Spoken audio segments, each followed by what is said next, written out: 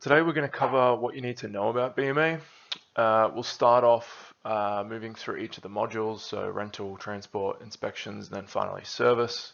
We'll cover the overall workflow and then also the infrastructure and the user setup. Within rental, we have the ability to create and update quotes and contracts, completing fulfillment. So fulfillment includes, selecting equipment that's going to go out on hire. So during the contract process, you might select a make and model that needs to go out on the contract, but you might not know the specific piece of equipment until that day. So we cover that section of the workflow. From there, you can then create dockets so that equipment can go out on delivery. And then once that comes back from delivery, you can also manage the return process. Part of the return process includes recording damage, meter readings, and that kind of information. And then finally, not quite as part of the core process as everything else, but you can also manage equipment transfers. So if you need something at a particular branch, you can initiate a transfer from one branch to the other, and that also includes creating a delivery docket for that, so that a truck can take that equipment from that branch to the new branch. Within transport, we keep it very simple, so you can complete dockets, manage the multiple different delivery stages. This covers the delivery stage, so from the branch to the customer's site, and then also the pickup docket, which is basically the equipment coming back from the site or from the customer site and then coming back to the branch. As part of that, you can take photos and add notes at all sections, or all stages rather, of the transport process. And then also, most importantly, you can record a signature during the delivery unload. So when you're giving the equipment to the customer, you can record a signature, and then also record a signature when you're picking it up from the customer to say, who was the specific person that actually gave the goods back. As part of inspections, basically you can allocate an inspection to yourself from a communal list, which we call the unallocated list. And then from there you can go ahead and initiate certain actions with an inspection. So that can include taking photos, whether that's of damage or just generally the state of the equipment. You can add notes, you can create service jobs, record how long it took you to complete the inspection, add an hour meter reading to obviously keep an audit of how the meter readings changed from inspection to service job to contracts to delivery, all the different stages. We also have checklists in there as well, so you can create your own custom checklists that need to be completed when an inspection is occurring for a piece of equipment. So that can be either really complicated or really simple, depending on your needs. So if you want a checklist that's very specific to a certain make and model, you can have that checklist appear. And then if you're inspecting a different make and model, you would have a separate custom checklist for that make and model. Or you can get it really simple and just have the same checklist apply to all your equipment. So things like safety checks and all that kind of stuff can be incorporated nice and easily. And then pretty much based on how that inspection goes, you can either create a service job manually, or you can, due to a recent functionality update, you can have certain rules, automated rules happen off the back of certain response that happens in a checklist. So let's say, a specific checklist response fails. We can now allow a service job to automatically be created when a failure occurs, obviously adding to the efficiencies within the workflow there, so you don't have to worry about someone manually creating it. How was it, what description was added to the service job? Was the description good enough? We can basically automate that process, and it provides the correct amount of information to the technician that would look after it from a service job's perspective. Within service, much the same as inspections, you can also have checklists. These checklists can be completely different to the inspection related checklists. So in inspection, you might have something really simple like, check this, check that. And then within the service job, you might have, go and replace the oil, and have more specific actions rather than checks, if that makes sense. From there, you can also record time taken, so it's a more specific version of recording time. So you can, record certain time for certain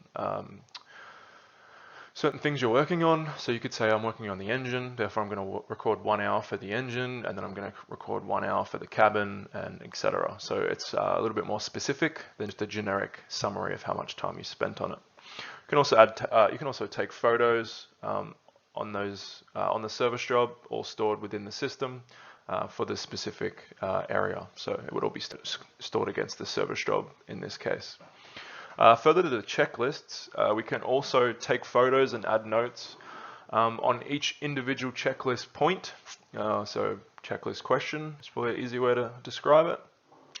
So this allows an audit across multiple service jobs and multiple inspections for specific checklist points. So, if you have a consistent question that's asked, you can actually go back through the various things that have happened, service jobs, inspections. You can go back in time and you can have a look at, something like a photo of a cabin as an example, and you can kind of deduce when did a tear in the seat occur based on all the different photos that were taken at certain stages. Also, as part of service jobs, you can allocate parts. So this is all connected to the existing inventory within the Baseplan Enterprise application. So depending on the user, the inventory can be set up to their specific warehouse is what it's called. So that can be a literal warehouse, or it can be a service van. So as you're completing your service job, if you're out in the field, when you go and allocate parts, it will show you what's available within your van. So you're keeping track of that while on the road. And then finally, we have recording customer signature. So just the approval that a customer signed off on the work that you did. Overall, so this is a diagram that's used to kind of summarize what's covered in BMA and the whole process that can be covered within it. So starting with obviously the creation of the rental contract all the way to dealing with the service job and the different things that can be done within there. So the important thing is that it's not role specific. So we don't have one app for each module. It's all one app. And basically what that means is you can go apply 3 different roles. So let's say you could have someone doing transport, returns, and inspections, probably a good example, or someone doing inspections and service.